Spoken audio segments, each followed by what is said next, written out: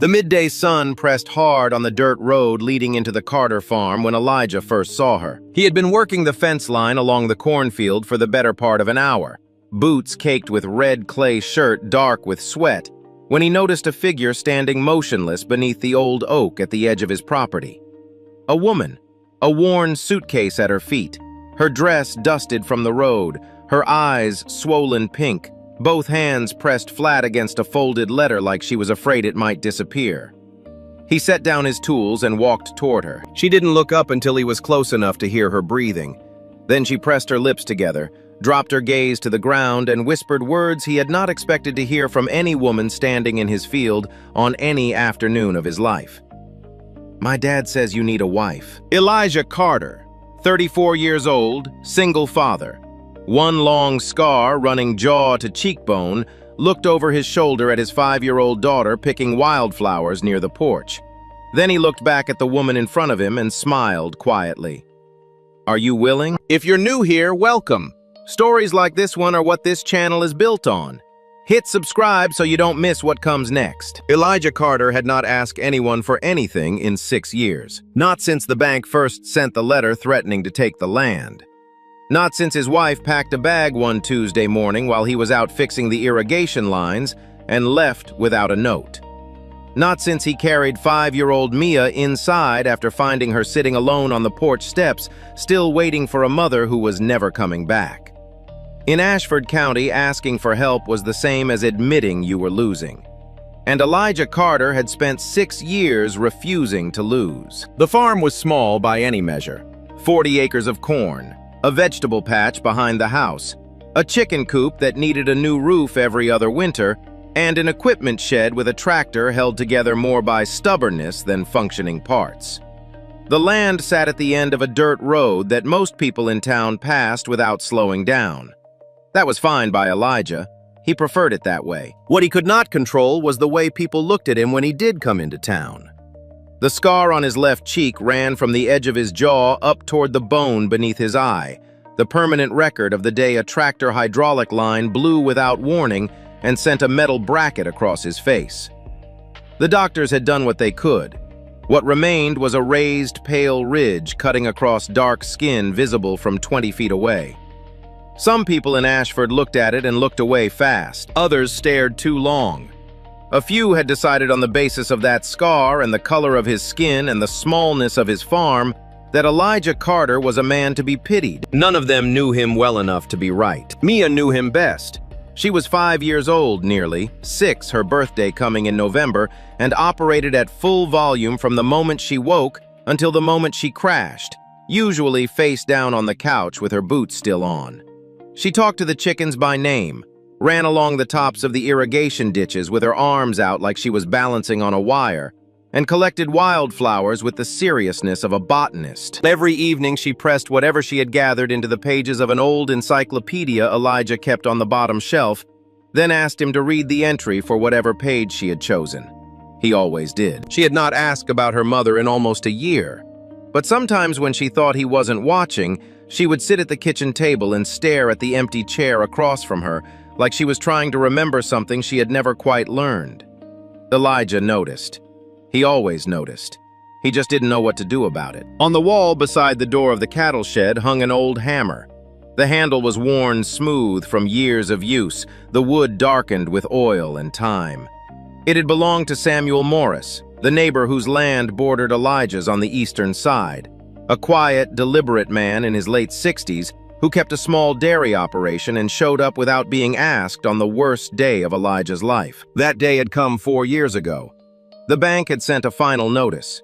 Elijah had read it 3 times, set it on the kitchen table, and gone out to the cattle shed because he didn't know what else to do with himself. Samuel had appeared an hour later, hammer in hand, saying the hinge on the shed door looked like it needed replacing, and he had time if Elijah didn't mind the company. They spent the whole afternoon working. Samuel never mentioned the letter. He talked about the weather, about the particular stubbornness of old fence posts, about a pie his late wife used to make with apples from the tree at the back of his property. By the time the sun went down, Samuel had also quietly made 3 phone calls to a county agricultural officer, to a local credit union, and to a lawyer who owed him a favor that ultimately kept the bank from taking the land. When Elijah tried to return the hammer, Samuel waved him off. "Keep it," he said, "so you remember that a man isn't weak just because he needs someone standing next to him." Elijah hung the hammer on the wall of the cattle shed and never took it down. Mia sometimes pointed at it and asked who it belonged to. Elijah always gave the same answer: a good man. Samuel Morris died in late March, quietly in his sleep. The whole county turned out for the funeral. Elijah stood at the back and said nothing because there was nothing adequate to say. What he did not know, what no one in Ashford fully understood yet, was what Samuel had left behind. His daughter Lena Morris had been working as a bookkeeper for the Crowley Property Management Office on the north side of the county when Samuel passed. Within 6 weeks of his death, Vivian Crowley, the woman who owned more land in Ashford than anyone else and made sure everyone knew it, accused Lena of stealing a pearl necklace from the office safe. No evidence was produced, no formal charges were filed, but the accusation was enough. Lena lost her job. Her landlord, who happened to lease his building from a Crowley subsidiary, declined to renew her lease. Within 2 months, she had nowhere left to go. She read her father's final letter on the side of the road with her suitcase at her feet. "If you have nowhere left to go," Samuel had written, "find Elijah Carter. He's a man who keeps his word. He needs someone in that house, someone to help with Mia, someone to stand next to him more than he will ever admit. And Lena, he needs a family. So do you." She folded the letter. She picked up the suitcase. She walked the 2 miles down the dirt road to the Carter farm. Elijah heard her before he saw her clearly. He had been crouched along the east fence line, working a loose post back into the ground with a steel bar, when the sound of wheels dragging across dry dirt made him look up. A woman was coming down the road, slow, deliberate steps, like each one cost her something. She was pulling a suitcase with a broken wheel that scraped and caught with every few feet. Her dress was pale blue, road dusty from the hem up, and her hair was pulled back in a way that had started neat and come undone somewhere along the 2 miles between the county road and his property. She stopped under the oak at the edge of the fence line and stood there. Not calling out, not waving, just standing, both hands pressed flat against a folded piece of paper, eyes fixed on the ground in front of her.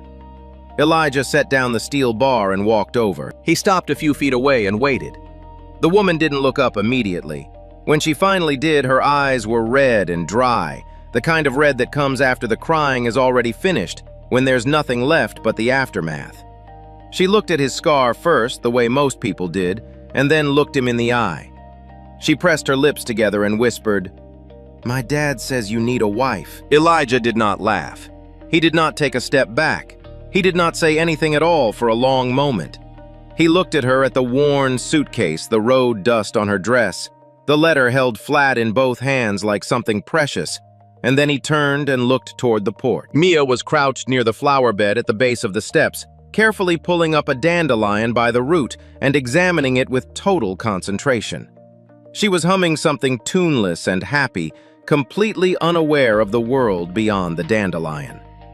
Elijah turned back to the woman in front of him. He had spent 6 years telling himself the farm was enough, that Mia was enough, that the work and the land and the small daily rhythms of raising a child alone were sufficient to fill a life. He had believed it mostly because believing it was easier than the alternative. But Samuel Morris had been the most clear-eyed man Elijah had ever known. Samuel did not say things he didn't mean. Samuel did not send his only daughter down a dirt road to a stranger's fence line without a reason that had been thought through carefully and at length. This woman, Samuel's daughter, was standing in front of him with nowhere left to go, and Samuel had trusted him with her. "Are you willing?" Elijah asked. Her name was Lena Morris. She was 29 years old, and she had, in the past 2 months, lost her father, her job, her apartment, and her reputation in a county where reputation was the only currency that mattered. She had not eaten since that morning. She had walked 2 miles in shoes that were not made for walking on dirt roads. She said yes. They sat on the porch and talked for 2 hours while Mia fell asleep inside on the couch. Elijah laid out the arrangement plainly, without softening it or dressing it up. He was not a man who saw the point in decorating a difficult thing. He needed someone to help manage the farm's paperwork, the permits, the agricultural filings, the loan documents he had been putting off because the language made his head hurt after a full day of physical work. He needed someone present in the house when he was out in the fields from sunup to past noon. Mia needed consistency, a routine, someone who would be there when she came in from playing and wanted a snack, and someone to tell her something. In return, Lena would have a roof, a room of her own, 3 meals a day, and legal standing as his wife, which meant Vivian Crowley's accusation could no longer follow her the same way. A married woman living on established property was a different legal and social position than a homeless woman with a theft accusation attached to her name. "This isn't a love story," Elijah said, looking out at the cornfield rather than at her. "But it'll be honest, and I'll treat you with respect, that I can promise." Lena looked at her hands in her lap. She thought about her father. She thought about the letter. She thought about the 2 months she had just lived through, and the fact that this man, this quiet, scarred, plain-spoken man, had been her father's answer when Samuel Morris had asked himself who he trusted most in Ashford County. "Okay," she said. They drove to the county clerk's office the following morning in Elijah's old pickup truck. Windows down, the radio playing something low and country from a station that faded in and out. The paperwork took 40 minutes. The clerk, a middle-aged woman named Patricia, looked at them both for a moment longer than necessary but said nothing beyond what was required. On the drive back, Mia sat between them on the bench seat Elijah had brought her along because there was no one to watch her eating crackers from a small bag and kicking her feet against the underside of the dashboard. "Did you get married?" she asked, looking from one adult to the other. "Yes," Elijah said. Mia considered this with great seriousness. "Do married people have to share apple pie?" "They do," Lena said before she had time to think about it. Mia nodded, apparently satisfied. She went back to her crackers. Neither adult spoke again for the rest of the drive. But somewhere between the county clerk's office and the dirt road leading home, something in the air between them had shifted quietly without announcement, like a door that had been standing open finally settling on its hinges. The talk started before the week was out. Ashford County was the kind of place where news traveled faster than weather. By Wednesday, half the people at the feed store knew that Elijah Carter had gotten himself a wife. By Friday, the other half had an opinion about it. Most of those opinions found their way to the Saturday Farmers Market, a weekly gathering of folding tables and canvas canopies set up in the gravel lot behind the old grain elevator, where people bought eggs and raw honey and sourdough and stayed twice as long as necessary because the real business was conversation. Elijah came every Saturday. He brought eggs and occasionally sweet corn, and he kept to himself, and most people had long since learned to leave him alone. He brought Lena with him that first Saturday after the courthouse because leaving her at the farm alone felt wrong, and because he had decided without saying it aloud that if she was going to live in Ashford, she was going to do it with her head up. They were at his table, Lena arranging egg cartons while Mia sat on an overturned crate eating a piece of cornbread when Vivian Crowley appeared. Vivian was a tall woman in her late 50s who wore her wealth the way other people wore cologne, noticeably and in excess. She had silver hair, kept perfectly shaped linen clothing that never seemed to wrinkle, and a way of moving through a crowd that assumed it would part for her. It usually did. She stopped in front of Elijah's table and looked at Lena the way a person looks at something they intend to remove. "Well," Vivian said loudly enough that the 2 nearest tables went quiet. "I heard you'd found somewhere to land. Couldn't say I was surprised. A woman with theft charges following her doesn't have many options, does she? Lucky there's always someone desperate enough to take her in." The market went still. Not silent. There was still the sound of a child somewhere crying, a radio playing from inside the grain elevator, but the particular human hum of conversation dropped out all at once. People who had been mid-sentence stopped. People who had been looking elsewhere turned. Lena's hand went flat on the table. Her jaw tightened. She did not look away from Vivian, but she said nothing. because she had learned in the past 2 months that saying something only gave women like Vivian more to work with. Elijah had been standing slightly behind and to the left of Lena. He took one step forward so that he was standing beside her, and he looked at Vivian Crowley with an expression that was not angry and not hostile, and was somehow, because of that, more effective than either. "You're talking to my wife," he said. That was all. Vivian's composure held, but something behind her eyes flickered a small recalculation. She produced a thin smile, said something vague about wishing them well, and moved on through the market. The crowd absorbed her, and conversation gradually resumed the way water fills back in after a stone is dropped. Lena let out a breath slowly through her nose. She picked up an egg carton and straightened it unnecessarily just to have something to do with her hands. "You didn't have to do that," she said quietly. "I know," Elijah said. He picked up the cash tin and moved it to the other side of the table. "I wanted to." In the weeks that followed, Lena learned the farm the way she learned most things, methodically, by doing. She was up before Elijah most mornings, the kitchen warm and coffee made by the time he came in from the first check of the fields. She learned which chickens were laying and which weren't, how Mia liked her eggs, which paperwork needed to be filed with the county agricultural office by the end of the month. She kept Samuel's documents, the manila folder thick with years of her father's careful work, in the top drawer of the desk in the small room off the kitchen. After what had happened at the market, after seeing the way Vivian had looked at her, she had decided without quite deciding it that she would keep those papers somewhere she could reach them quickly. She didn't know yet what she was preparing for. She just knew it was better to be ready. Mia took to her without reservation or negotiation, the way children sometimes attach to people who are simply consistently present. She followed Lena from room to room, asked her questions at a rate that would have exhausted most adults, and fell asleep most evenings within 10 minutes of Lena reading to her. Elijah kept his distance. But every evening coming in from the fields, he passed the kitchen window before he came inside, and every evening Lena was there, and the light was on, and Mia was talking, and the house sounded like something it hadn't sounded like in years. He never said anything about it, but he stopped dreading the walk from the field to the front door. It was a Tuesday afternoon in late June when Lena found the envelope. She had been sorting through the last of her father's belongings, 2 boxes Samuel's neighbor had dropped off the week before, items collected from his house before the estate was settled. Most of it was ordinary. A few books, a worn Bible, a coffee mug from a county fair 15 years ago. But at the bottom of the second box, wrapped in a piece of burlap and tucked beneath a folded flannel shirt, was a wooden box the size of a shoebox. Inside the wooden box was a large manila envelope, sealed with tape, her name written on the front in her father's handwriting. She sat down on the edge of the bed in her room and opened it. The contents took her almost an hour to work through.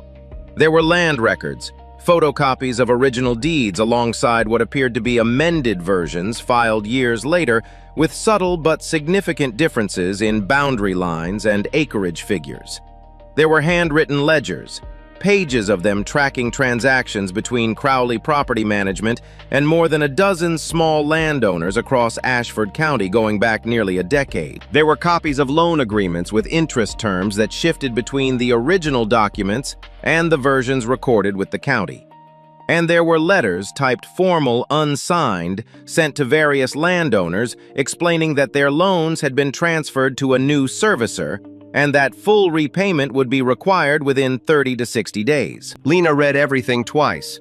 Then she sat for a long time looking out the window at the east cornfield, where she could see the distant shape of Elijah on the tractor, moving slow and steady along the rows. She waited until Mia was asleep that evening before she spread the documents across the kitchen table.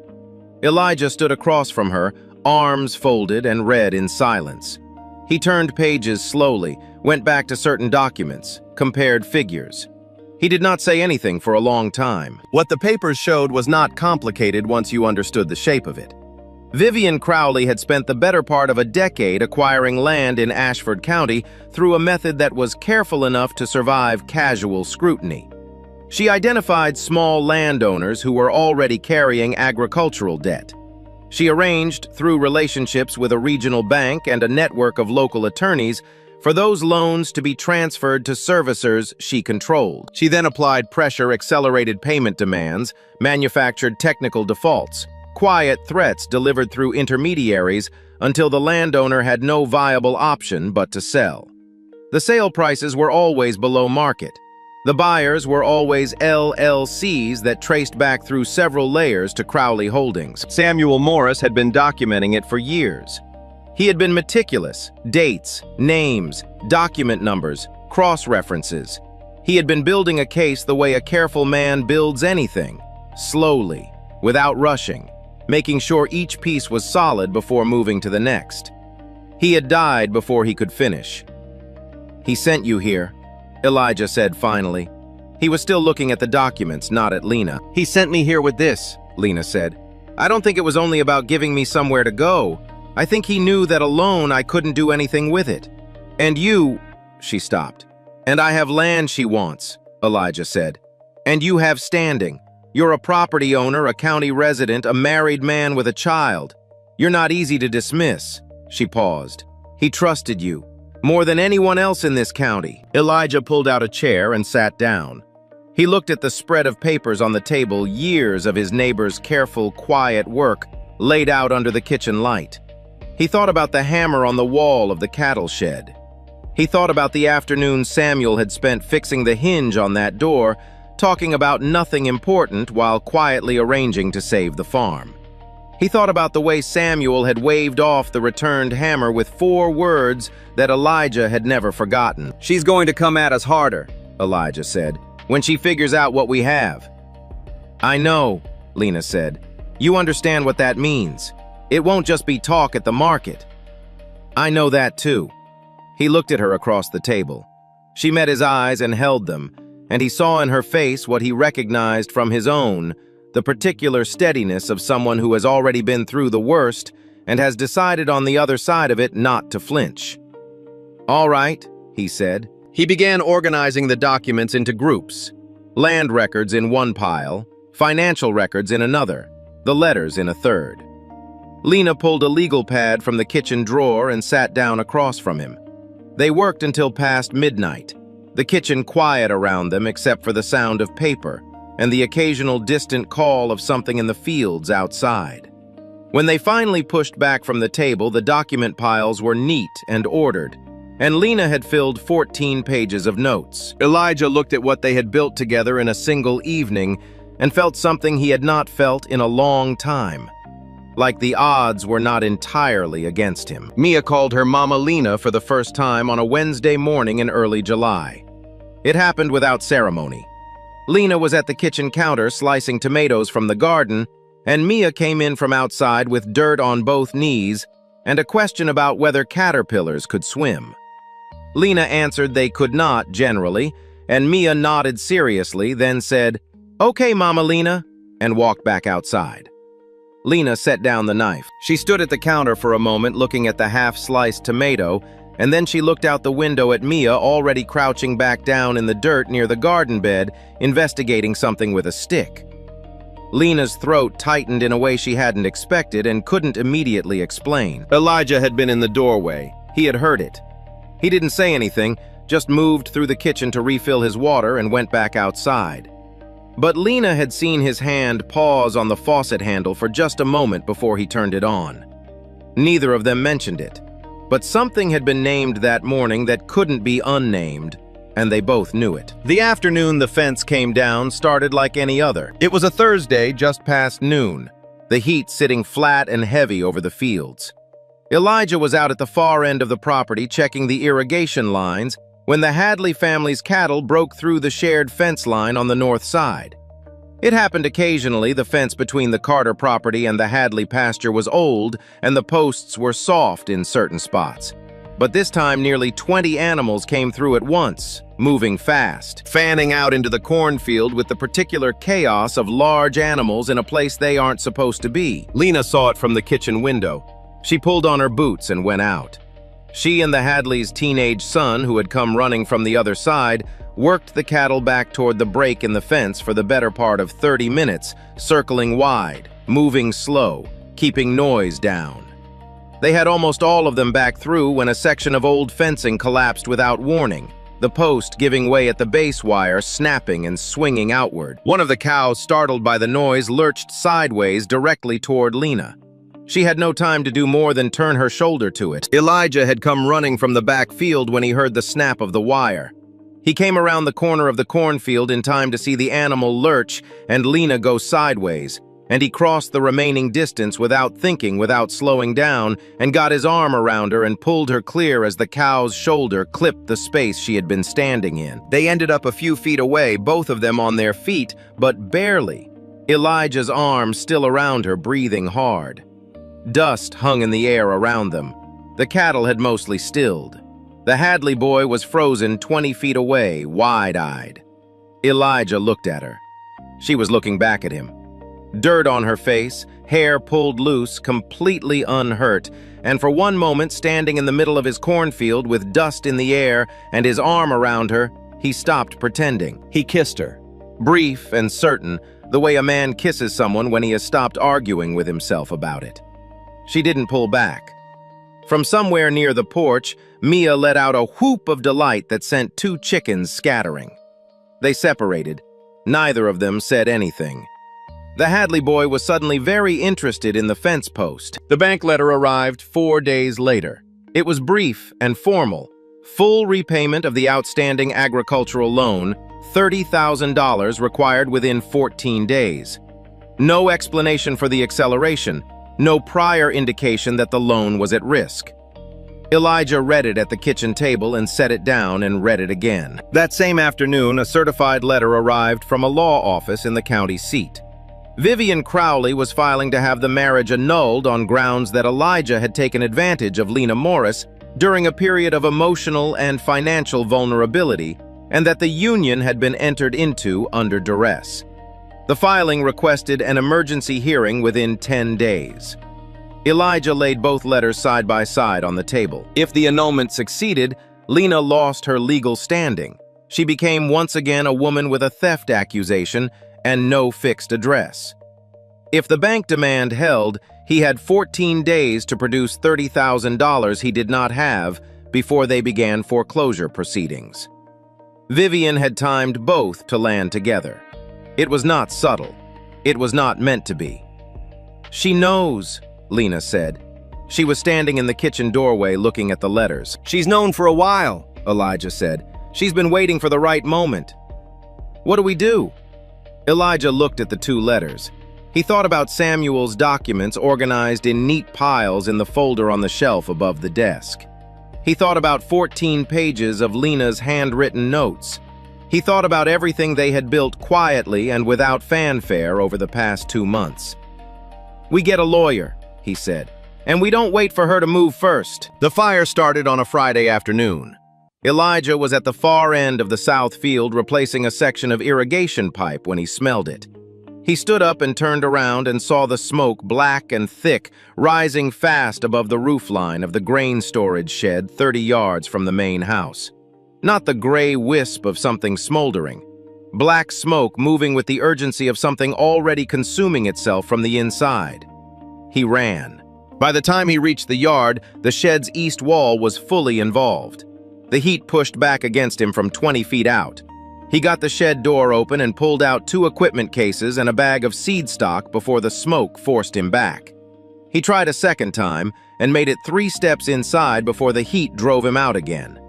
He stood in the yard coughing, eyes burning, and looked at a winter's worth of stored grain and a season's worth of equipment going up in the middle of a clear afternoon sky. Lena had come out of the house with Mia the moment she saw the smoke. She had Mia by the hand, both of them standing near the far side of the house away from the heat. In her other hand, she held the manila folder, Samuel's documents, the evidence they had spent weeks organizing. She had kept it in the top drawer of the desk for exactly this kind of moment, close enough to grab without thinking. She held it against her chest and met Elijah's eyes across the yard. Mia had her face pressed against Lena's side, not watching. Elijah turned back to the shed, and there was nothing left to do but let it burn. The neighbors arrived within 20 minutes. In Ashford County, smoke visible from the road brought people the same way it always had, without being called, without waiting to be asked. 4 pickup trucks pulled into the yard in the space of half an hour. The men came with water tanks mounted in truck beds, hand pumps, shovels. They worked the perimeter of the shed, keeping the fire from spreading to the cornfield on one side and the equipment barn on the other. 2 women took Mia inside the house and kept her occupied at the kitchen table. It took an hour to contain. The shed was a total loss. The cornfield was untouched. It was one of the neighbors, a man named Dale Pruitt, who found Martin Pike. Dale had been walking the fence line on the south side of the property, checking that no embers had jumped the gap, when he came across a man crouched behind the hedgerow 30 yards from the shed. The man had a metal fuel can at his feet, still a quarter full. He was watching the shed burn with the focused attention of someone who wanted to see the job through. Dale was 61 years old, heavy in the shoulders, and did not require assistance. Martin Pike was sitting on the ground with his hands zip-tied behind him. Dale had zip ties in his truck because he always had zip ties in his truck. By the time Elijah came around the fence line, the fuel can sat upright beside him, tagged with a piece of electrical tape that Dale had marked with the time and his initials. "Found him back here," Dale said. "Can's still got gas in it. Figured you'd want the sheriff to see it before anybody touched anything." Martin Pike said nothing. He looked at the ground and said nothing. The sheriff arrived. The fuel can was photographed and bagged. Martin Pike was taken in for questioning. Elijah stood in the yard after everyone had gone and looked at what was left of the grain shed. The walls had collapsed inward. The roof was gone. A thin ribbon of smoke still rose from the center of the debris pile, pale now against the evening sky. Mia was asleep inside. Lena was on the porch steps, the manila folder on her knees, watching him. He had $30,000 due in 10 days. He had an annulment hearing in 6. He had a burned shed, a lost grain supply, and the knowledge that the woman who wanted his land had just sent a man with a fuel can onto his property in broad daylight. He stood in the yard for a long time. Then he heard Mia's voice from inside.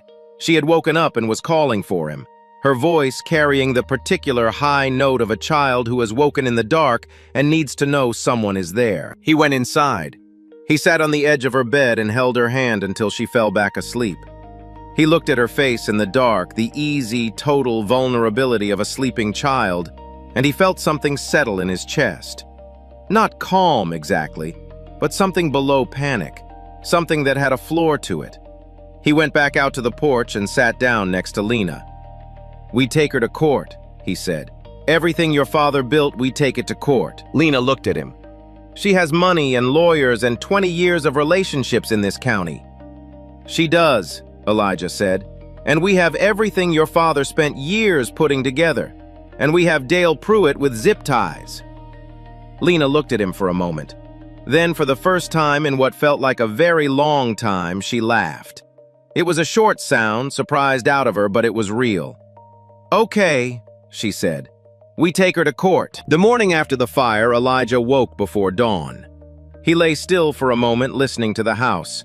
Mia's breathing from down the hall, the low sound of wind moving through the cornfield, the occasional creak of the old farmhouse settling.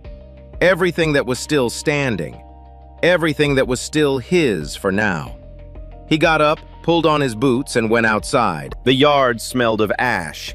The debris pile where the grain shed had been was dark and flat in the early gray light, still faintly warm at the center. He walked the perimeter slowly, the way a man walks around something he is trying to understand. He was almost back to his starting point when he noticed it. On the ground outside the cattle shed, half buried under a drift of ash that had blown from the debris pile overnight, lay the old hammer.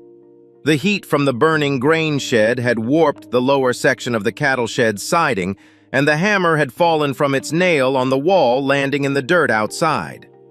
The handle was dark with soot. But when Elijah crouched and lifted it, the head was sound.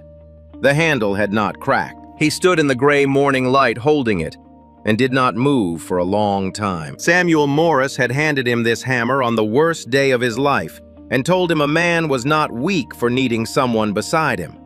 Samuel had then spent years building a case against the most powerful woman in the county, quietly and without help, because it was the right thing to do. He had died before he could finish it. He had trusted his daughter to carry it forward, and he had trusted Elijah to be the person standing next to her when she did. Elijah looked at the hammer in his hand. Then he went inside. Lena was already up. She was at the kitchen table with coffee and the manila folder open in front of her, making additional notes on the legal pad. She looked up when he came in, saw the blackened hammer in his hand, and said nothing. He set it on the table between them and sat down across from her. "You told me you were afraid," he said, "that if we put your father's evidence in front of a judge, she'd come back harder." "She's already coming back harder," Lena said quietly. "I know." He looked at the hammer. "When your father gave me this, he said a man isn't weak for needing someone beside him. I think I understood the first part of that for a long time." He paused. "I don't think I understood the second part until recently." Lena watched him. "I asked you on the first day if you were willing," he said. "You said yes. You've been willing every day since, and I haven't said enough about what that has meant." He met her eyes. "So I'm telling you now. And I'm telling you that I'm willing too, for all of it. The court, the hearing, whatever comes after. Not because we have to, because I want to. Because this farm is worth fighting for, and so are you, and so is Mia, and so is every family in this county that your father was trying to protect." The kitchen was quiet. Outside, the first birds were starting. Pale light was beginning to show at the edge of the cornfield. Lena put her hand over his on the table. "Then let's finish what he started," she said. The hearing was scheduled for a Tuesday morning at the Ashford County Courthouse. It was an old building, red brick, white trim, 2 stories, the kind of courthouse that had been at the center of the county seat for so long that people had stopped seeing it. A flagpole out front. Concrete steps worn shallow in the middle from decades of foot traffic. Inside, the ceilings were high, and the air smelled of wood polish and old paper. Elijah and Lena arrived early with their attorney, a woman named Carol Briggs, who had practiced family and property law in the county for 22 years, and who had, when Lena called her, listened to the full account without interruption, and then said quietly and with considerable precision that she had been waiting for someone to bring her something like this for a long time. They sat at the plaintiff's table and waited. Vivian Crowley arrived 8 minutes before the scheduled start. She wore a charcoal suit and her silver hair was perfect. She moved to the defendant's table with the ease of someone who had been in rooms like this before and had never lost. Her attorney was a man named Gerald Foss. County seat, expensive shoes, the kind of practiced courtroom composure that was itself a form of argument. The judge entered. The room stood and sat. Carol Briggs presented first. She laid the foundation cleanly and without theatrics. She established the timeline of the marriage voluntary, documented, witnessed, and submitted the county clerk's records. She called Patricia the clerk, who confirmed the proceedings had been standard and unremarkable in every respect. She then submitted a joint declaration from Elijah and Lena, signed and notarized, detailing the circumstances of their arrangement, the mutual benefits and the absence of any coercion. Gerald Foss cross-examined both of them. He was skilled at implication, at asking questions that were technically about one thing while pointing toward another. He asked Lena about the theft accusation. He asked about her financial situation at the time of the marriage. He asked Elijah whether it was fair to say that Lena had had nowhere else to go. "Yes," Elijah said, "because Vivian Crowley made sure of that." Foss moved to strike. The judge allowed the answer to stand. Then Carol Briggs introduced the evidence. She did it methodically, piece by piece, the way Samuel Morris had assembled it slowly, making sure each element was solid before moving to the next. The land records first, original deeds, and the amended versions filed years later, the differences in boundary lines highlighted in yellow. She called a county surveyor as an expert witness, a man named Robert Hale, who walked the court through the discrepancies in precise technical language that left no room for interpretation. Then the financial records. The ledgers Samuel had kept tracking transactions between Crowley Property Management and 14 small landowners over 9 years. Carol called 2 of those landowners to the stand. A man named George Pell, who had lost his dairy farm 6 years ago, and a woman named Frances Darby, who had sold her family's 40 acres after receiving an accelerated loan demand she had no ability to meet.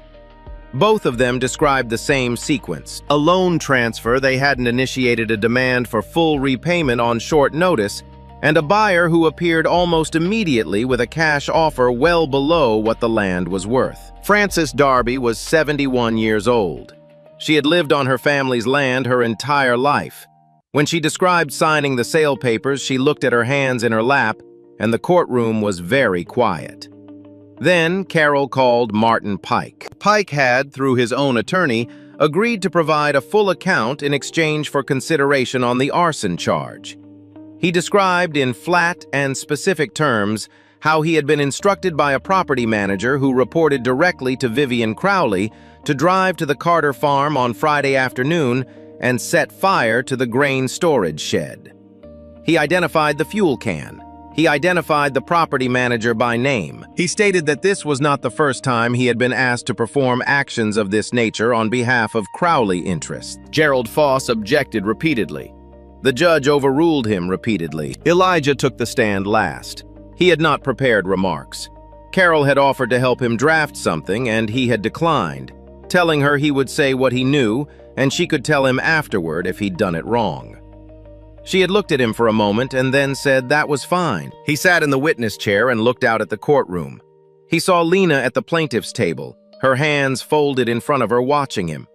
He saw the rows of county residents who had come to observe more than he had expected, filling the gallery benches. Some of them people he recognized from the farmer's market, from the feed store, from the dirt roads of Ashford County. He saw Dale Pruitt in the third row, arms folded, expression neutral. He spoke plainly.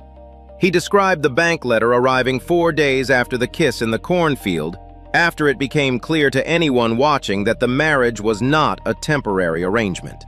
He described the annulment filing arriving the same afternoon.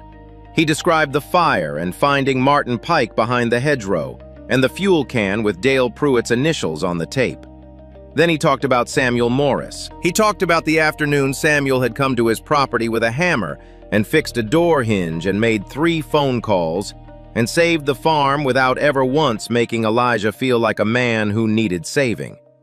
He talked about what it meant to a black man in Ashford County to have a neighbor who showed up like that, who saw him as a person worth standing next to, not a situation to be managed or a problem to be solved, or a curiosity to be observed. He talked about Lena. He said that she had walked 2 miles down a dirt road because her father had trusted him, and that every day since then she had shown him what it looked like when a person decided to stay, regardless of the cost. He said Vivian Crowley had spent a decade treating people in Ashford County like assets to be acquired, and that Samuel Morris had spent the same decade writing it all down because he believed that the truth, if you kept it long enough, eventually found its way into the right room. "This is the right room," Elijah said. "And this is the right time." The courtroom was still when he finished. The judge took 90 minutes. When she returned, she was precise and unhurried. She ruled the marriage of Elijah and Lena Carter valid, voluntary, and legally unassailable. She dismissed Vivian Crowley's annulment petition with prejudice. She issued an immediate stay on the bank's loan acceleration demand, pending a full investigation into the loan transfer and its origins. She referred the complete record of Samuel Morris's documentation, land records, financial ledgers, loan agreements, and Martin Pike's testimony to the State Attorney General's office for review of potential fraud, coercion, and criminal conspiracy charges. Gerald Foss said something to Vivian Crowley in a low voice. She sat very still and looked straight ahead. When Elijah and Lena came down the courthouse steps into the afternoon sun, Mia was waiting at the bottom with Dale Pruitt's wife, who had watched her during the hearing. Mia launched herself at both of them simultaneously, grabbing a hand from each. "Did we win?" she demanded. "We won," Lena said. Mia processed this for exactly 1 second. "So can we have apple pie tonight?" Elijah looked at Lena over the top of Mia's head. Lena looked back at him. The afternoon sun was full on both their faces, and somewhere behind them, inside the courthouse, The machinery of consequence was beginning to turn against the woman who had believed herself untouchable. "Yeah," Elijah said. "We can have pie." The new grain shed went up in September. It took 3 weekends and more neighbors than Elijah had expected to show up. Dale Pruitt came both Saturdays and most of the Sunday in between. George Pell brought lumber. Francis Darby brought enough food to feed twice the number of people working and sat in a lawn chair near the site, supervising with the authority of someone who had earned the right. Elijah worked the frame with the hammer Samuel's hammer, the handle cleaned of soot, the wood re-oiled, the head reset where heat had loosened it slightly. The mark of the fire was still in the grain of the wood if you looked close enough. Elijah had decided not to sand it out. Some marks were worth keeping. On the last afternoon, when the final boards were nailed and the roof was on, and the doors hung level and true, he drove the last nail and stepped back and looked at what they had built. It was straighter and sounder than the shed it replaced. He walked to the cattle shed and hung the hammer back on the wall. The Attorney General's office opened a formal investigation into Crowley property management in October. Vivian's assets were frozen pending the inquiry. The regional bank that had serviced the accelerated loan demands was separately referred for regulatory review. Lena spent the weeks after the hearing working with Carol Briggs to organize Samuel's documentation for the investigators. She worked at the kitchen table in the evenings after Mia was in bed. Sometimes Elijah sat across from her and read through whatever she handed him. Sometimes he just made coffee and stayed. Mia turned 6 in November. She requested a party with exactly 4 guests, Dale Pruitt, because he was the strongest man she had ever seen. Francis Darby because she made the best cornbread. The Hadley boy from next door because he had witnessed the fence incident and she felt he deserved inclusion. And a girl from her kindergarten class named Ruby, for reasons Mia did not fully explain but clearly considered self-evident. Lena made the cake. Elijah made apple pie. Mia ate 2 pieces of each and fell asleep on the couch before anyone left. Elijah carried her to bed. When he came back out, the guests had gone, and Lena was at the kitchen sink washing dishes, the window dark in front of her and the kitchen light warm behind her. He stood in the doorway for a moment. "Lena," he said. She turned. He crossed the kitchen and kissed her the way he hadn't let himself before, not the brief, certain thing in the cornfield, but something longer and more deliberate with both hands and no dust in the air and no audience of livestock. When they separated, she stayed close, her forehead tipped toward his shoulder. "I should have said this before," he said. "A lot before." "You said enough," she said. "In the right order." On a Sunday evening in late November, with the fields bare after the harvest and the sky turning the particular deep orange that only came in that last hour before full dark, Lena found him on the porch. She sat beside him. She took his hand and placed it flat against her stomach and looked at him. He understood immediately. He sat with it for a moment, the weight of it, the size of it. And then he looked out at the empty fields and the fading sky and the dark line of the tree line at the edge of the property. And he felt something open in his chest that he had not known was closed. He thought about the day she had walked down the dirt road and whispered words he had not expected to hear. He thought about the question he had asked her in return. She had been willing. She had been willing every day since. So had he. The 3 of them, and soon 4, walked in from the porch as the last of the light left the fields. Inside the kitchen was warm. The hammer hung on the wall of the cattle shed. The harvest was in, and in Ashford County, quietly and without announcement, something that had been broken for a long time had been made whole again. Sometimes the bravest thing a person can do is show up, not with a plan, not with money or answers or anything figured out. Just show up, with a broken-wheeled suitcase and a letter from someone who loved you enough to point you in the right direction one last time. Elijah didn't open that door because he was fearless. He opened it because he recognized something in Lena that he understood the look of a person who has been knocked down enough times to know that pride is a luxury and that asking for help isn't weakness. It's just honesty. And Lena didn't stay because she had nowhere else to go. She stayed because somewhere between the farmer's market and the cornfield and the kitchen table at midnight, she realized that this quiet, scarred, stubborn man was actually asking her to be part of something not just to fill a role, but to stand beside him and mean it. That's not a fairy tale. That's just two people deciding one day at a time that the other one was worth showing up for. Most real love looks exactly like that. Less fireworks. More showing up on a Tuesday when things are hard and staying anyway. If this story meant something to you, subscribe, there's more where this came from. And if someone in your life needs to hear this today, share it with them. You never know whose Tuesday you might be changing.